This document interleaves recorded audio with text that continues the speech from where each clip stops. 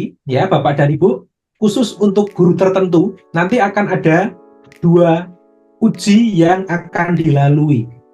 Uji tulis dan uji kinerja. Kalau di calon guru atau prajabatan Bapak dan Ibu ada wawancara. Dan kita bersyukur untuk yang dalam jabatan atau guru tertentu hanya 2 hal ini. Uji tulisnya pun juga berbeda dibandingkan dengan yang prajabatan. Dan ini menjadi satu kesempatan yang bagus untuk kita Bapak dan Ibu bagi guru dalam jabatan. Sehingga nanti mohon ini bisa dimanfaatkan semaksimal mungkin. Dan saya minta tolong, bisakah di-mute dulu semua? Baru nanti pada saat kita diskusi, monggo Bapak dan Ibu bisa mengaktifkan kembali untuk mikrofonnya. Jadi 2 ini Bapak dan Ibu, uji tertulis dan juga uji kinerja. Nah, untuk uji tulis, kemarin sudah dijelaskan oleh Pak Dhani begitu ya. Nanti basisnya komputer Bapak dan Ibu ya. Jadi Bapak dan Ibu mulai dari sekarang sudah harus dibiasakan bagaimana nanti Bapak dan Ibu betul-betul memanfaatkan teknologi yang ada, membiasakan dengan menggunakan fasilitas-fasilitas komputer, laptop, dan sebagainya begitu Bapak dan Ibu untuk mempersiapkan diri secara teknis. Nah, nanti bagaimana nanti ujian berbasis komputernya, nanti kami coba untuk mempersiapkan untuk yang tryout-nya Bapak dan Ibu untuk beberapa soal begitu ya, untuk memastikan bahwa Bapak dan Ibu sudah terbiasa menggunakan itu setelah hari ini begitu ya. Kemudian yang kedua, yang terpenting juga Bapak dan Ibu, karena ini nanti ujiannya adalah merefleksi ya, merefleksi tentang apa yang sudah Bapak dan Ibu lakukan, apa yang sudah Bapak dan Ibu kerjakan di dalam belajar mandiri di PMM kemarin nih, dari beberapa modul itu.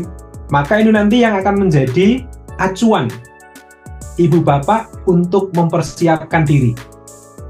Ya, sehingga nanti tidak hanya menguji pengetahuannya, tapi juga keterampilan Bapak dan Ibu untuk memecahkan persoalan. Karena nanti basisnya persoalan Bapak dan Ibu, dan juga bagaimana kreativitas Bapak dan Ibu dalam merencanakan. Ya, merencanakan proses pembelajaran dan melakukan pengajaran. Jadi semua terkait dengan ruang lingkup yang dilakukan oleh Ibu dan Bapak, dan juga modul-modul yang sudah dikerjakan. Jadi tidak usah khawatir Bapak dan Ibu. Pasti kalau Bapak dan Ibu melakukan semuanya, maka ini bisa dilalui dengan baik. Kalau ada ini untuk yang kaitannya dengan pedagogi content knowledge Bapak dan Ibu. Jadi bagaimana Bapak dan Ibu mencoba untuk menggabungkan dari pengetahuan konten yang dimiliki dengan kemampuan bagaimana merencanakan dan melaksanakan pembelajaran. Sehingga nanti akan ditanya, kalau seperti ini harus bagaimana? Oke, ini sekilas untuk yang uji tertulis yang kemarin sudah disampaikan oleh Pak Dhani. Dan nanti saya akan fokus di bagian ujian kinerja, atau uji kinerja atau UKIN. Nanti ada 2 Bapak dan Ibu, ya ada 2. Nanti saya juga akan menjelaskan indikatornya apa saja Pak. Jadi ada 2, yaitu penilaian perangkat pembelajaran, dan yang kedua adalah penilaian video pembelajaran. Dan nanti akan ada tambahan 1 tentang studi kasus Bapak dan Ibu. Nah, studi kasus itu juga merupakan implementasi atau perluasan dari apa yang sudah Bapak dan Ibu rancang dan Bapak dan Ibu lakukan. Sehingga studi kasus itu sebenarnya dalam rangka untuk menguji bagaimana kemampuan Bapak dan Ibu mencoba untuk menyelesaikan persoalan yang akhirnya dirancang dalam aktivitas pembelajaran dan dilaksanakan itu dalam konteks bahasa tulis begitu, yang dituangkan dalam bentuk persoalan, kemudian menawarkan apa solusinya, bagaimana prosesnya, dan apa dampaknya. Nah, itu nanti di studi kasus saya akan bahas indikator-indikatornya. Jadi paling tidak 3 hal itu nanti yang akan dipersiapkan. Yang pertama tentang perangkatnya, dan untuk perangkat Bapak dan Ibu pastinya ini perangkat yang dirancang sendiri. Yang dirancang sendiri. Kenapa harus dirancang sendiri Bapak dan Ibu? Karena ini nanti yang mencerminkan kondisi real dari Bapak dan Ibu. Jadi usahakan ini adalah perangkat yang dibuat. Karena ini sudah kaitannya dengan kurikulum merdeka, maka Bapak dan Ibu usahakan perangkatnya juga dikembangkan dengan unsur-unsur yang ada di kurikulum Merdeka. Nanti aspeknya apa saja, indikatornya nanti saya jelaskan. Dan itu pasti dalam rangka untuk menciptakan pembelajaran yang efektif di kelas. Dan nanti penilaiannya dilakukan secara daring. Jadi Bapak dan Ibu hanya ngupload perangkatnya, ngupload videonya, nah nanti bagaimana nanti kita akan jelaskan juga. Jadi semuanya dilakukan secara daring. Dan nanti dilakukan oleh 2 orang Bapak dan Ibu, dosen dan juga guru pamong. Sehingga nanti nilainya adalah akumulasinya dari penilaian dosen dan juga guru pamong. Jadi ada praktisi di lapangan yang juga akan melihat.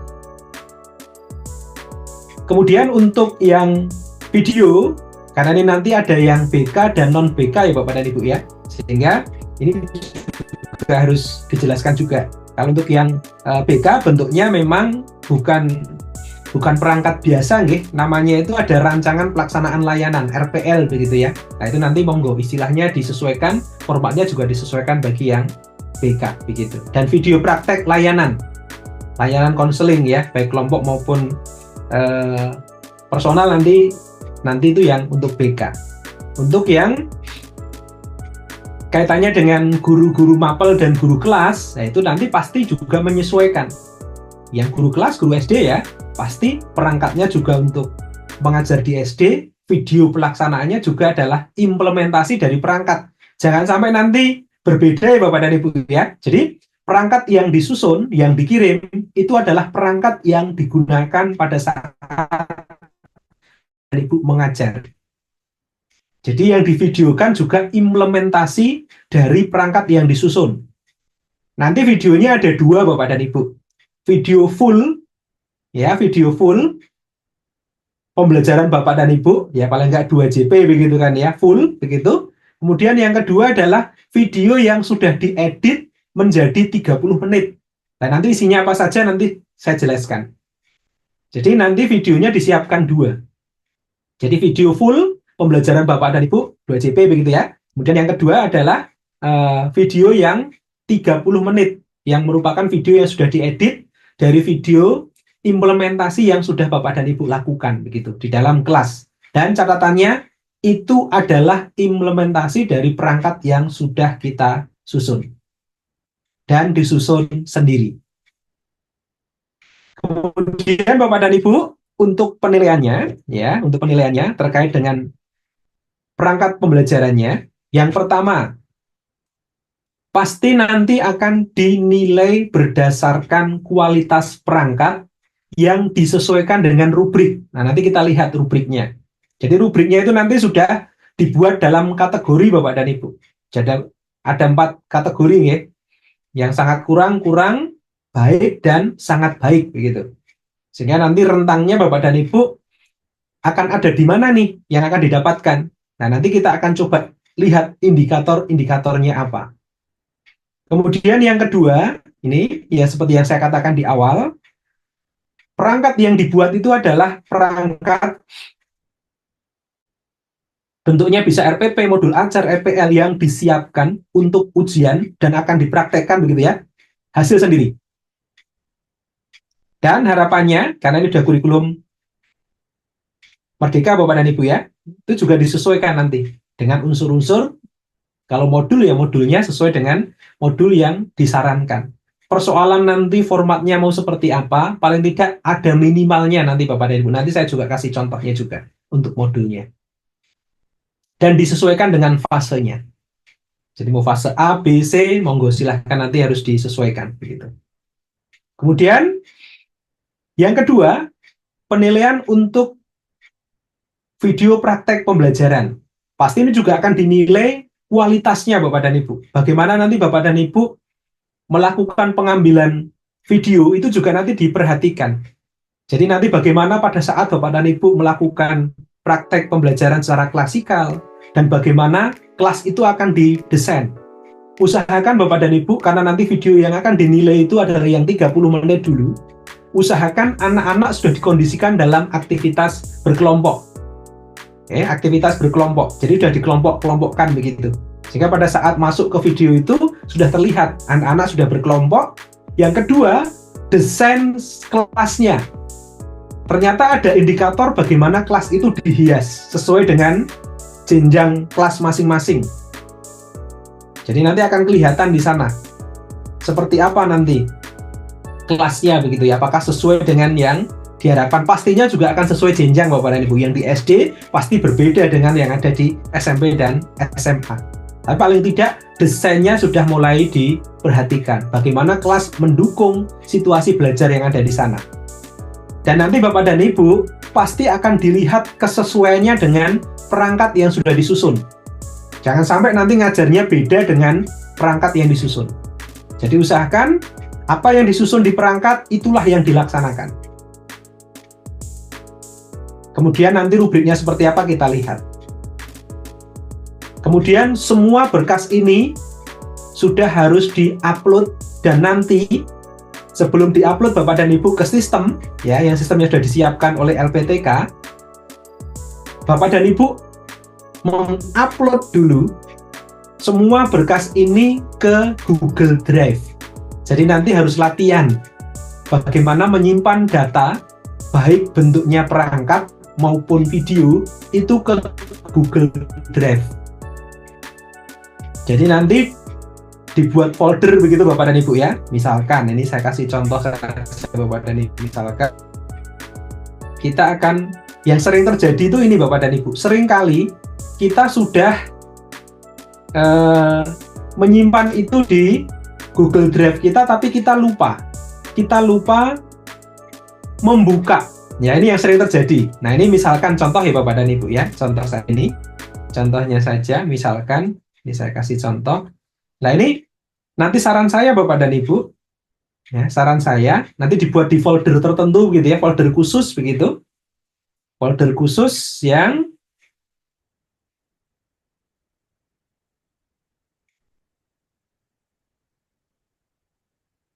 nah, ini misalkan. Nah, ini nanti sebagai contoh Bapak dan Ibu ya, sebagai contoh. Nah, ini misalkan. Nah, ini sudah dibuatkan folder sendiri misalkan. Nah, ini saya buatkan folder. Jadi saya bikin folder sendiri Bapak dan Ibu ya. Misalkan ini saya buat satu folder. Oke, di sini misalkan. Nah, ini misalkan UKIN misalkan ya. Nah, ini foldernya UKIN. Nah, ini nanti Bapak dan Ibu kita harus membuka aksesnya. Jadi biasanya kita lupa begitu ya. Sudah mengopi di sana tapi lupa untuk membuka aksesnya. Caranya gimana? Tinggal diklik kanan saja. Kemudian bagikan Bapak dan Ibu ya. Bagikan, klik kanan, bagikan. Kemudian settingnya jangan lupa. Nah, ini seringkali kita lupa, masih settingan awal itu selalu di sini Bapak dan Ibu. Selalu masih dalam settingan dibatasi. Sehingga nanti asesornya atau pengujinya atau penilainya tidak bisa akses. Nah, itu repot sekali Bapak dan Ibu. Harus ke tim IT, proses lagi konfirmasi ke Bapak dan Ibu. Belum tentu langsung bisa selesai. Jadi nanti langsung dipilih ke bagian siapa saja yang memiliki link. Nah, ini. Nah, sudah. Oke. Nah, ini nanti otomatis linknya akan terbuka dan bisa dibaca datanya. Nah, ini tinggal dimasukkan saja nanti datanya misalkan. Ini contoh, salah satu contoh Bapak dan Ibu ya. Misalkan ini saya masukkan di sini. Nah, saya masukkan di sini misalkan sama, mau filenya berupa PDF atau video sama. Nah, ini sama Bapak dan Ibu. Mau dibagikan boleh ini tadi ya. Ini linknya tinggal disalin boleh gitu. Atau mau dibuka dulu boleh juga. Mau dibuka dulu, kemudian di-copy di sini juga boleh. Nah, jadi syaratnya dibuka dulu. Nah, seperti ini tinggal nanti dikopikan linknya. Sehingga otomatis nanti Bapak dan Ibu sudah diarahkan ke arah link ini dan pengujinya sudah langsung bisa akses begitu Bapak dan Ibu. Jadi jangan lupa buka dulu aksesnya supaya semua bisa mengakses data ini begitu. Supaya nanti tidak repot karena panjang sekali Bapak dan Ibu. Ke pengelola, ke tim IT akan konfirmasi ke Bapak dan Ibu, belum tentu langsung dapat nomornya begitu kan ya. Jadi mohon itu nanti sudah langsung diunggah ya. Kemudian baru dimasukkan ke sistem yang nanti akan digunakan. Nah, nanti sistemnya akan dijelaskan dari kampus Bapak dan Ibu, dari LPTK. Bagaimana nanti prosesnya akan dijelaskan ke sana. Tapi Bapak dan Ibu siapkan dulu. Dan sekarang Bapak dan Ibu sudah tahu, paling tidak sebagian besar sudah tahu, sehingga nanti akan lebih mudah. Terkait dengan bagaimana mengupload datanya dan menyimpan datanya sudah oke. Oke, terus kemudian Bapak dan Ibu terkait dengan yang perangkat pembelajarannya. Jadi nanti untuk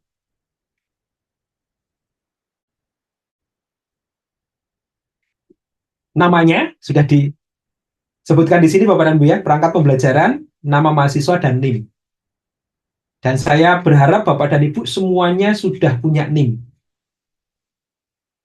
Sehingga nanti silahkan, kenapa harus seperti ini, supaya nanti kalau datanya diidentifikasi itu sudah jelas. Oh, ini perangkat pembelajaran, namanya siapa, NIM-nya siapa. Ya, ini sudah ada. Okay. Kemudian untuk yang videonya tadi sudah, Bapak dan Ibu ya. Jadi nanti untuk video, oke, menggunakan modul ajar atau perangkat yang sudah dibuat tadi 2CP ya, fullnya ada. Terus nanti ada yang diedit menjadi 30 menit seperti yang saya sampaikan tadi. Sama nanti ada 2 nih, video utuh, nama, NIM. Terus video edit yang 30 menit tadi, nama, NIM. Persis sama nih, disimpan di drive masing-masing tadi, sama persis dengan yang saya lakukan tadi, dan namanya dirubah. Tadi yang perangkat, nama, NIM. Kalau yang video utuh, nama, NIM. Video edit, nama, NIM. Nah, ini garis besarnya. Garis besarnya untuk perangkat dan video yang harus disiapkan. Ya, sekarang kita akan melihat aspek dan indikator masing-masing dari perangkat dan videonya, dan juga nanti studi kasusnya mau seperti apa. Sekarang kita lihat sama-sama Bapak dan Ibu. Ya, apakah sudah terlihat? Semoga sudah terlihat. Terlihat, Pak. Terlihat ya? Oke. Yang pertama Bapak dan Ibu, nanti Bapak dan Ibu fokus yang saya warnai kuning, gitu ya. Jadi Bapak dan Ibu, di bagian pertama, aspek yang akan dinilai adalah untuk yang perangkat pembelajaran, yang akan dinilai, yang pertama adalah menerapkan pembelajaran efektif yang berpusat pada peserta didik. Sehingga nanti kalimat-kalimat dalam kegiatan pembelajaran, Bapak dan Ibu harus menunjukkan bahwa aktivitas yang dilakukan adalah aktivitas yang berpusat pada peserta didik. Misalkan, peserta didik dalam kelompok melakukan bla bla bla bla bla. Ya, peserta didik dengan pendampingan guru melakukan ini. Dan semuanya pasti sesuai dengan model yang digunakan atau sintak pembelajaran atau urutan pembelajaran. Jadi tidak lagi guru, bukan. Karena ini berpusat pada peserta didik, maka kalimatnya juga nanti akan ke sana. Kemudian nanti bagian yang pertama, indikator yang disusun. Jadi indikator dalam perangkat kita, ya, dalam indikator yang bisa jadi nanti bisa terungkap dalam TP dan ATP Bapak dan Ibu ya, yang mengungkapkan ada kata kerja operasional yang ada, pasti merupakan penciri ya atau penanda dari kompetensi atau capaian pembelajaran yang sudah dipilih. Sehingga nanti karena ini berpusat pada peserta didik, maka indikator-indikatornya juga peserta didik mampu apa. Dan nanti akan dikategorikan dalam 4 kategori. Mulai dari yang kurang sekali, kurang, baik, dan baik sekali. Kalau kurang itu skornya 1 atau 2, kurang itu 3, 4, atau 5, baik itu juga ada 3, 6, 7, 8, dan baik sekali itu 9, 10. Nah, paling tidak Bapak dan Ibu, untuk bisa lulus, Bapak dan Ibu harus ada di kategori baik. Berarti harus nilai paling tidak 7, 8. Kalau bisa sampai 9 dan 10 itu puji Tuhan sekali. Sekarang kalau konteksnya kita baik saja, indikator yang disusun harus sesuai dengan kompetensi atau capaian pembelajaran dan juga karakteristik Untuk itu Bapak dan Ibu, nanti di bagian awal di modul Bapak dan Ibu harus dituangkan hasil tes diagnostik awalnya. Bagaimana kondisi siswanya. Sehingga nanti Bapak dan Ibu mampu untuk merumuskan indikator-indikator itu ya yang nantinya akan diungkapkan dalam ATP dan juga TP begitu Bapak dan Ibu ya, merupakan pencapaian dari capaian pembelajaran yang diharapkan begitu Bapak dan Ibu. Sehingga silahkan, ini nanti harus dibuat basisnya adalah siswa dan juga berdasarkan pada hasil diagnosa awal yang Bapak dan Ibu lakukan. Jadi nanti di perangkatnya harus ada hasil diagnosa awal itu. Seperti apa kondisinya? Ya, sehingga nanti pada saat Bapak dan Ibu membuat ini juga harus diikuti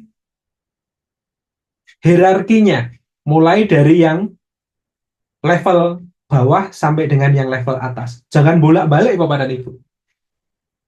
Ya, mulai dari C1 sampai dengan C4, 5, dan 6. Jangan nanti habis ini kembali lagi gitu ya. Jadi usahakan, karena ini satu pembelajaran begitu ya, pasti akan berurutan.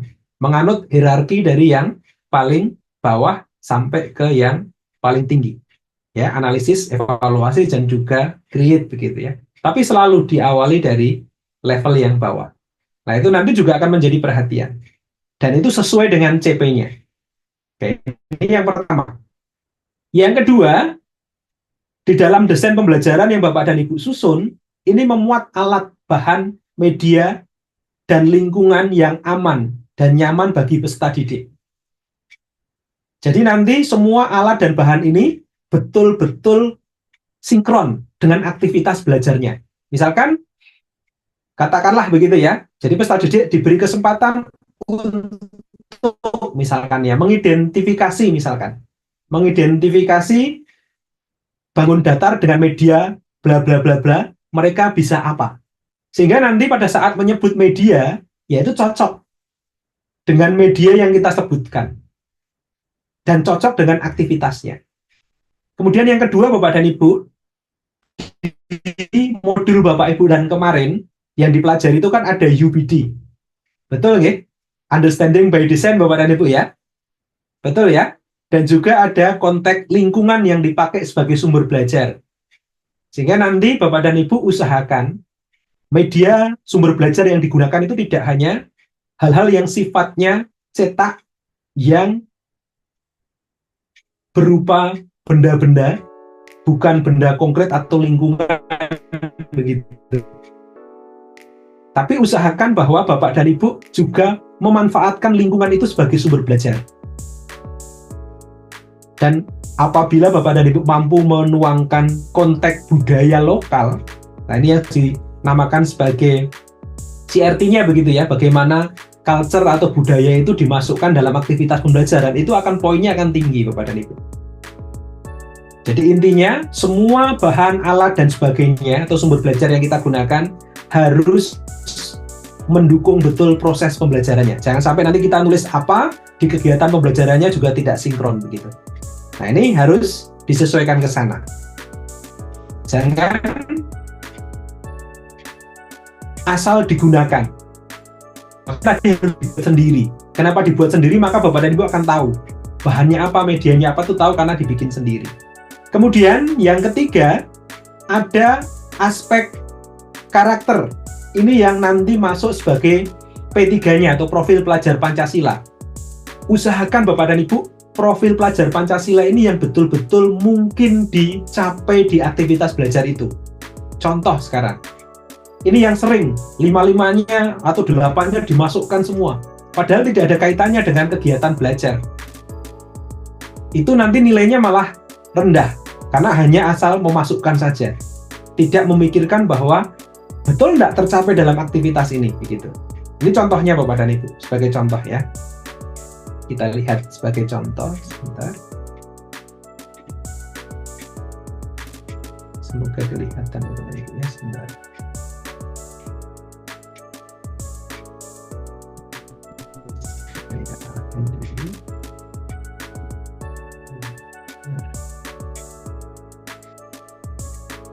Oke, ini saya tunjukkan untuk yang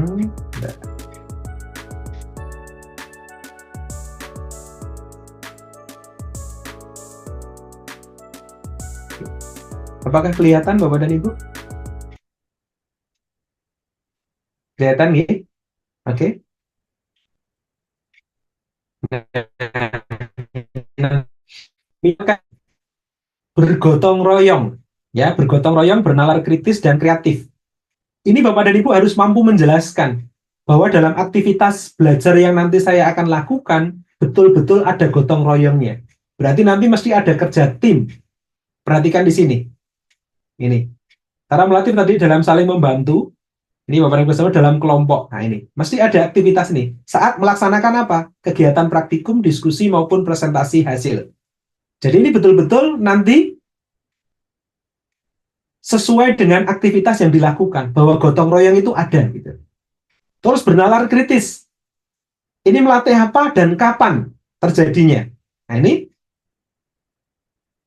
dengan pertanyaan-pertanyaan dan peristiwa kehidupan sehari-hari yang berhubungan dengan topik.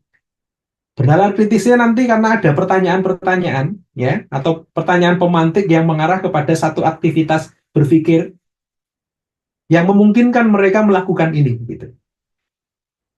Nah, ini juga sama. Nanti yang berikutnya yang kreatif itu akan muncul di mana? Nah, ini kaitannya dengan karena nanti akan menggunakan PJBL ada ide yang harus dilakukan atau PBL ide untuk menyelesaikan persoalan, maka dia akan membuat sesuatu, akan menyajikan sesuatu di sini sesuai dengan kemampuannya.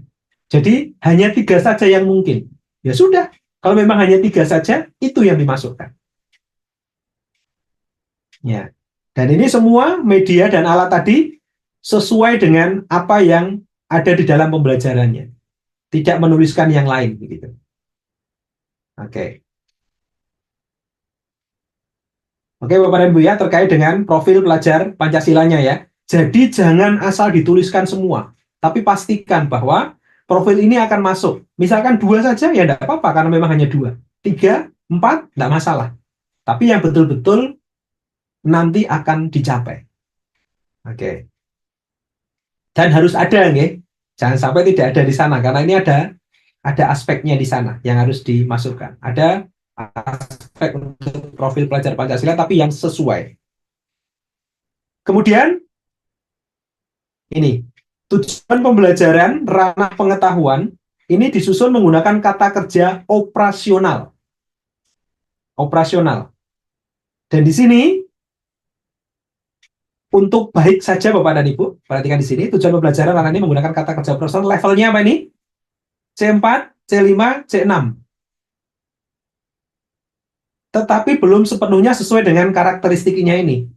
Jangan sampai nanti apa yang kita rumuskan dengan C4 sampai C6 ini tidak sesuai dengan apa yang akan dicapai atau kemampuan awalnya mereka. Begitu. Jadi silahkan, dan itu berurut nih Bapak dan Ibu ya, ada gradasinya atau hierarkinya begitu. Dan menggunakan kata kerja operasional. Misalkan menganalisis, ya. Kemudian apa namanya? Menentukan ya, menentukan benar salahnya, ya, membuat. Silahkan nanti. Jadi itu yang harus digunakan dan harapannya setiap rumusan baik jika satu saja Bapak dan Ibu supaya nanti mudah untuk mengukurnya. Satu tujuan untuk satu kata kerja operasional. Oke, jadi harus menggunakan kata kerja operasional. Kita lihat contohnya di sini. Ya, kita lihat di sini. Ini capaiannya di fase ini, kemudian elemennya sudah ada, ya, analisis data dan peluang. Fasenya ada. Nah ini. Jadi, melalui kegiatan diskusi kelompok berdasarkan hasil identifikasi dan analisis masalah. Nah, ini. Ini adalah kondisinya ya tentang penyajian data. Kata kerja operasionalnya mana? Pasti setelah peserta didik. Peserta didik mampu. Nah, ini apa di sini kata kerja operasionalnya? Apa Bapak dan Ibu? Kata kerja operasionalnya di sini? Mampu apa ini? Kata kerja personalnya apa? Mampu membuat. Mampu membuat Nah, tabel sesuai nah. dengan data. Oke, Membuat jadi ini tabel. membuat, ya, oke, kata kerja personal adalah membuat. Apa yang dibuat? Tabel. Nah, ini bisa tercapai alur tujuan pembelajarannya seperti ini. Mulai dari mengidentifikasi, menganalisis, dan akhirnya dia bisa membuat. Ya. Oke, Bapak dan Ibu ya, kata kerja personalnya nampak ya. Nah, ini nanti yang akan dinilai Bapak dan Ibu. Oke, silahkan disesuaikan. Kemudian yang berikutnya,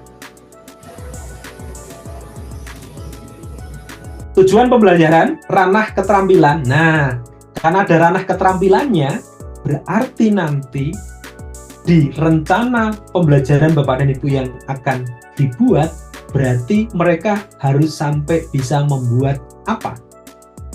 Karena di sini ada apa? Ranah keterampilan, dan mereka bisa memecahkan masalah, membuat sesuatu prinsipnya. Berarti nanti di indikator tujuan dan ATP-nya mereka ending akhirnya bisa membuat sesuatu. Pasti sesuai dengan kompetensi yang akan dicapai. Gitu ya Bapak dan Ibu ya. Jadi harus sampai ke ranah itu. Oke. Kemudian kalau mau sangat baik sekali, ya disusun sesuai dengan karakter pemecahan masalah dan proyek secara terstruktur. Tadi misalkan ya, diberi kesempatan mengidentifikasi data tentang pertumbuhan penduduk. Nah, peserta didik mampu membuat diagram misalkan. Ya, perkembangan penduduk di desa mana. Oke. Kondisinya jelas, mereka mengidentifikasi dan mengelompokkan data. Setelah itu dia membuat apa? Nah, itu baik sekali nanti poinnya di 9 dan atau 10 misalnya.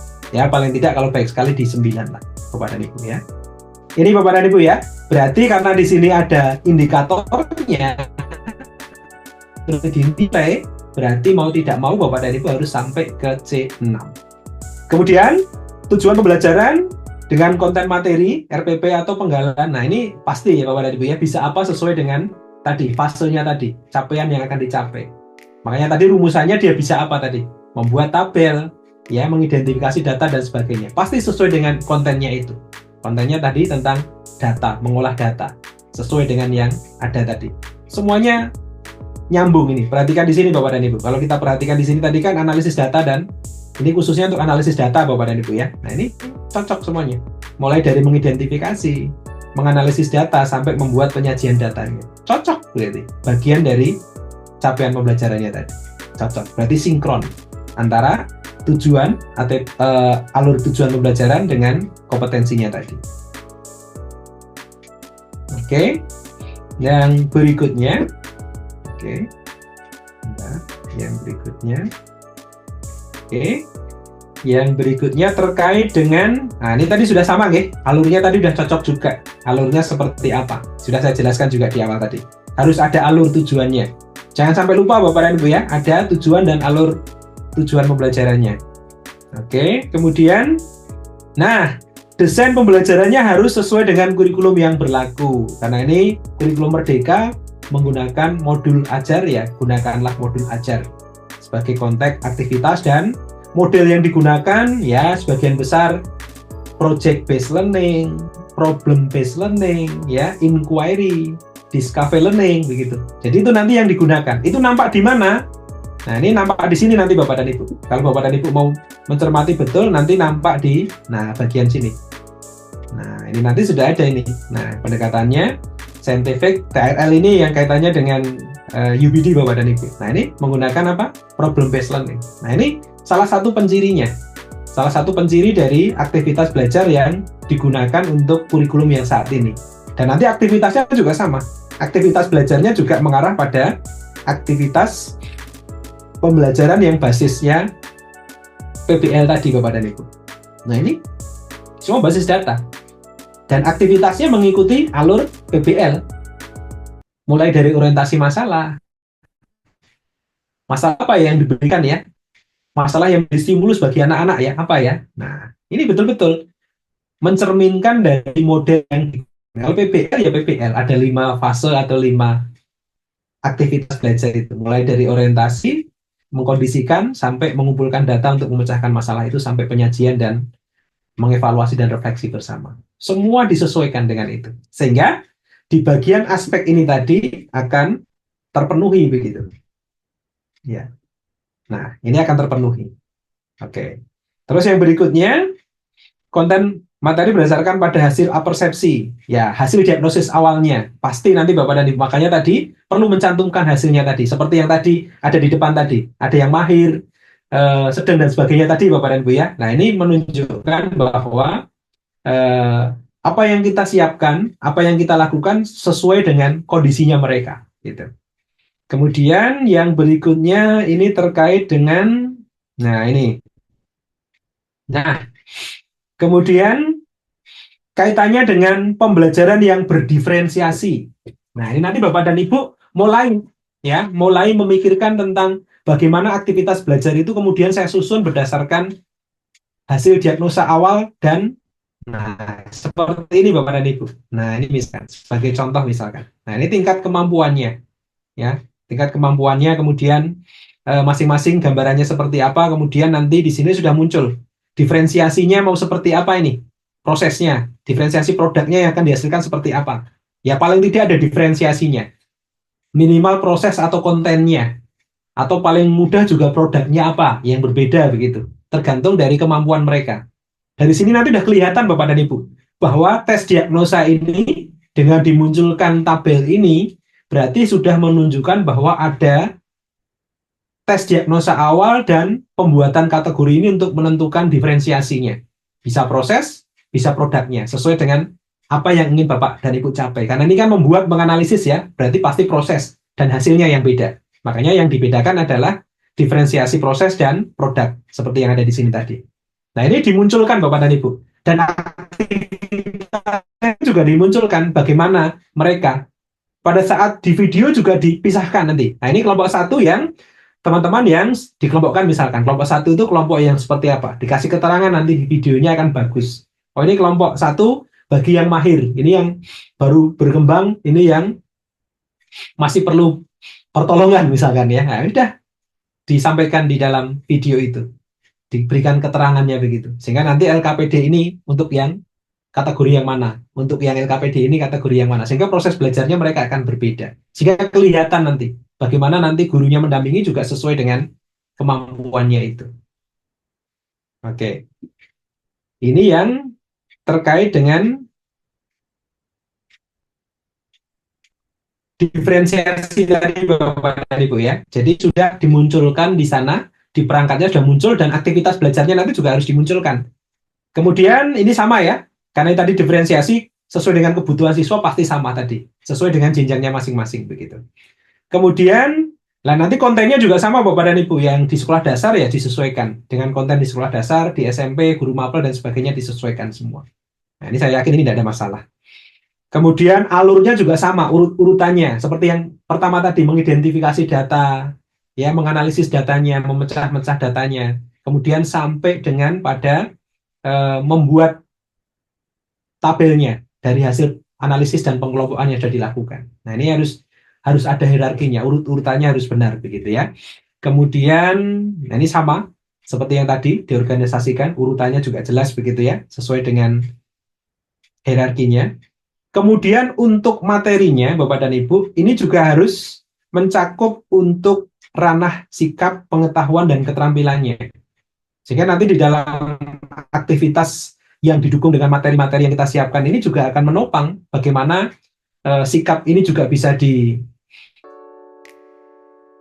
dilihat begitu ya. Kemudian kalau pengetahuan kan pasti ya, keterampilannya ya tadi. Misalkan bagaimana nanti menyusun data, bagaimana membuat tabel yang benar. Nah, misalkan seperti itu. Nah, nanti pada saat mereka berkelompok harus seperti apa sesuai dengan profil pelajar Pancasila yang diharapkan tadi tentang gotong royongnya. Nah, ini bagaimana supaya mereka mampu. Sehingga nanti di dalam sumber belajar atau materi ajar yang disiapkan pun juga sama. Ada kemungkinan mereka akan berkolaborasi atau bergotong royong begitu. Nah, perangkat dan nanti pelaksananya seperti apa Bapak dan Ibu. Kemudian basis lingkungan sekitar ya Bapak dan Ibu ya, mohon nanti juga digunakan bahwa belajar itu tidak hanya tergantung dari guru saja, jadi dari sumber belajar yang ada di lingkungan juga bisa digunakan. Masukkan di sana IT-nya juga pasti sama Bapak dan Ibu. Jadi harus ada IT dan juga ada lingkungan yang dipakai dalam proses pembelajaran. Nah, ini ke bawah sepertinya sama, tidak ada masalah begitu ya. Kemudian assessment-nya sama Bapak dan Ibu, harus memenuhi ya authentic assessment. Jadi artinya pada saat proses pun Bapak dan Ibu lihat ya, mulai dari set assessment-nya ya. Jadi baik yang as ya, kemudian of learning ya, as learning, of learning, for learning ya, ini mulai betul-betul diperhatikan ya, formatif, sumatifnya dan penilaian proses yang ada, sehingga nanti ini betul-betul akan memenuhi komponen authentic assessment-nya begitu. Kemudian ini konten tidak ada masalah Bapak dan Ibu. Ini konten juga tidak ada masalah. Kemudian kearifan lokal seperti yang saya sampaikan di awal tadi, lingkungan sekitar, kearifan lokal kalau misalkan pakai IT pun tidak apa-apa. Jadi gunakan contoh-contoh yang bisa digunakan sebagai misalkan data tadi ya, data di lingkungan situ, daerah situ, gunakan kearifan lokal yang ada begitu. Oke, kemudian berikutnya untuk yang video Bapak dan Ibu. Sekarang kita lihat yang videonya. Kalau assessment-nya juga aman tadi ya. Ya, sekarang yang video. Nah, ini yang video. Nah, perhatikan di sini Bapak dan Ibu di bagian awal. Menciptakan rasa aman dan nyaman. Jadi usahakan di bagian awal. Nah, ini ada menghias kelas dan sebagainya ya. Usahakan bahwa kelas yang digunakan tadi betul-betul memberi kondisi atau situasi yang menggambarkan tentang apa yang akan dilakukan gitu. Dan usahakan di awal itu menentukan bagaimana sikap dan kondisi Bapak dan Ibu membawakan situasi yang tenang, enak gitu ya. Akan nampak di sana di bagian awal ini. Kemudian membuka dan menutup dalam doa. Jangan lupa Bapak dan Ibu, diedit videonya juga harus nampak. Berdoa di awal dan di akhirnya. Harus dinampakkan. Pas diedit, usahakan di awal dan di akhir ada. Setting kelasnya sudah dalam bentuk kelompok. Ya, usahakan pada saat direkam anak-anak sudah dalam bentuk kelompok. Pastikan benda-benda yang tidak membahayakan ini aman lah. Saya rasa tidak ada masalah ya. Oke, kemudian tadi sumber belajarnya sesuai dengan kebutuhan dan juga lingkungan. Oke, miskonsepsi jangan sampai Bapak dan Ibu ya. Kemudian berpusat ini sudah aman, tidak ada masalah. Kemudian ini yang sering lupa Bapak dan Ibu. Biasanya karena ini berpusat pada peserta didik akan banyak melakukan aktivitas dan kemungkinan akan bertanya. Ya, bertanya. Sehingga mohon nanti Bapak dan Ibu menanggapi pertanyaan-pertanyaan siswa itu dan nampak di video itu begitu. Jadi bagaimana Bapak dan Ibu mendampingi. Kalau ada diferensiasi proses, tapi proses pendampingannya mesti beda gitu. Nah, ini yang harus betul-betul diperhatikan nanti. Bertanya ya ditanggapi dan kelihatan di video itu. Karena ini yang dilihat adalah proses bertanya dan menanggapinya begitu. Diskusi kelompoknya Bapak dan Ibu harus dinampakkan. Bagaimana Bapak dan Ibu mendampingi kelompok. Sehingga nanti videonya juga harus menyesuaikan nanti. Yang nyoting itu ya diarahkan kepada aktivitas kelompoknya dan betul-betul nampak nanti proses diskusinya di sana. Kemudian ada variasi dan interaksinya. Jangan monoton begitu terus. Ada ice breaking-nya juga Bapak dan Ibu. Karena di situ tuntut ada ice breaking juga ya. Nah, ini lakukan ice breaking juga di sana. Kemudian menghargai perbedaan, misalkan pas diskusi, kok ada beda pendapat, lakukan itu dengan baik. Kemudian alur materinya tadi sudah, saya yakin, kalau bahan ajarnya oke, alur penyampaian materinya juga oke, dan budaya daerah ternyata menjadi bagian yang penting digunakan Bapak dan Ibu. Tidak harus didatangkan di kelas, tapi bisa jadi ditampilkan lewat IT tadi, karena IT juga dinilai begitu ya, bagaimana teknologi membantu, lah gunakan budaya-budaya lokal yang ada. Nah, itu ternyata nilainya keren, tinggi. TIK tadi sudah ya. Platform kalau ada silahkan digunakan. Oke, kemudian nanti yang terakhir Bapak dan Ibu, nah ini ternyata waktunya cepat sekali ya. Oke, yang terakhir ini untuk yang studi kasusnya. Kita lihat untuk yang studi kasus. Ya, untuk studi kasus kita cek. Nah, untuk studi kasus Bapak dan Ibu, ya, studi kasus itu nanti ada beberapa hal yang dinilai. Yang pertama itu mesti deskripsi masalah. Masalah itu apa? Masalah itu adalah gap atau kesenjangan atau ketidaksesuaian antara harapan dengan kenyataan. Sehingga bagaimana menyatakan masalah yang baik? Caranya adalah Bapak dan Ibu sampaikan dulu harapannya apa. Oh, harapannya siswa dapat belajar secara mandiri. Siswa bisa memecahkan masalah sendiri. Tetapi kenyataannya bagaimana? Disampaikan. Harapan, kenyataan sehingga ada muncul masalah. Ternyata tidak terjadi kesesuaian antara harapan. Harusnya siswa bisa mandiri menyelesaikan masalah, tetapi ternyata masih belum punya kesempatan untuk itu. Kebutuhannya apa? Oh, berarti perlu desain pembelajaran. Aktivitas pembelajaran yang memungkinkan. Nah, ini solusi yang ditawarkan nantinya. Butuh apa ini? Oh, butuh pembelajaran. Selain pembelajaran yang oke, apalagi? Oh, butuh lembar kerja yang memungkinkan mereka memecahkan masalah. Oh, berarti harus ditambahkan ke sana. Nah, ini kebutuhannya itu. Maka apa yang diberikan? Oh, pakai problem based learning dengan, kalau ini pemecahan masalah berarti dengan LKPD Polia. Nah, ini yang suka matematika ya. Jadi lembar kerja Polia yang mengarahkan bagaimana mengidentifikasi masalah, ya, menentukan solusinya, merencanakan penyelesaiannya, melihat kembali. Oh, ternyata perlu aktivitas itu toh. Nah, ceritakan di situ. Terus bagaimana prosesnya? Oh, siswa nanti akan begini, begini, begini, begini. Dampaknya gimana? Oh, terjadi perubahan. Cara belajarnya sekarang sudah mulai itu. Siswa mulai pinter untuk mengidentifikasi masalah, merencanakan penyelesaian. Nah, di situ terjadi perubahan. Nah, jadi ini bagian pertama, menyampaikan masalah. Sajikan dulu idealnya atau keinginannya, gitu ya, hal yang ideal yang diharapkan. Kenyataannya bagaimana, maka muncul gap atau ketidaksesuaian. Dari ketidaksesuaian itu butuh apa? Nah, ini bagian yang kedua. Butuh apa nanti? Butuh apa yang akan dilakukan? Lakukan itu. Oh, tawarkan apa yang akan dilakukan dengan menunjukkan rasionalitasnya. Bahwa butuh seperti ini karena ini, sampaikan di sana. Nah, setelah itu Bapak dan Ibu, upaya yang akan dilakukan tadi seperti apa? Jelaskan. Oh, kenapa harus pakai ini? Kenapa harus pakai ini? Sampaikan di situ, dijelaskan. Oke, bagian yang keempat, setelah dijelaskan apa yang akan dilakukan, kemudian dapat pengalaman berharga apa dari semua proses itu? Terjadi perubahan apa? Bapak dan Ibu punya best practice apa dari proses itu? Disampaikan. Udah. Selesai ini untuk kaitannya dengan studi kasusnya. Sampaikan masalahnya, harapan dengan kenyataan, butuhnya apa? Sampaikan. Solusinya apa? Sampaikan. Jelaskan kenapa harus itu. Bagaimana prosesnya, bagaimana hasilnya, hal baik apa yang didapatkan. Itu Bapak dan Ibu untuk uji kinerjanya, baik perangkat, kemudian video, dan juga studi kasusnya. Semoga membantu Bapak dan Ibu untuk mempersiapkan semua. Terima kasih Kak Ruth.